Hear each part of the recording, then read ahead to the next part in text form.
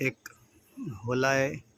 હોલીએ અહીં માળો કર્યો છે, અંદર ઈંડા મૂક્યા છે અને શાંતિથી ઈંડા ઉપર બેસી ઈંડાને સેવે છે.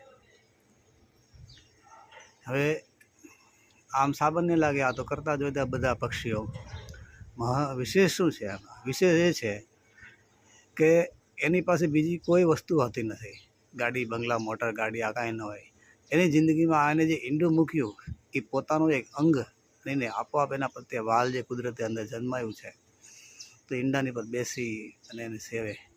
તો આખી દુનિયામાં અત્યારે એને જે સૌથી પ્રિય પ્રોપર્ટી હોય એનું એ ઈંડું હોય.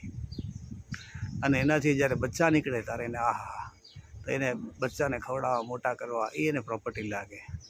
તો પશુ પક્ષીઓમાં પોતાના સંતાન પ્રત્યે અતિશય લાગણીનું કારણ આ એક છે કે એમની પાસે બીજી કંઈ એવી પ્રોપર્ટીમાં એમનું ધ્યાન નથી. એ સામે આપણે માણસમાં જોઈએ તેને ગાડી ને બંગલો ને મોબાઈલ ને આ ને તે ને ટેન્ડર ને આના રિપ્લાય ને ઈમેલ ને 50-100 જગ્યાએ લાગી ગયા હોય. તો ઘણીવાર એવું થાય છે કે પોતાના બાળકો પ્રત્યે એનું ધ્યાન હોતું નથી. અથવા રિક્ષામાં ગયા હોય તો ચાલુ ફોનમાં રિક્ષામાંથી ઉતરી જાય અને બાળક રિક્ષામાં રહી જાય છે. આવા માણસોના વિડીયો આવે છે.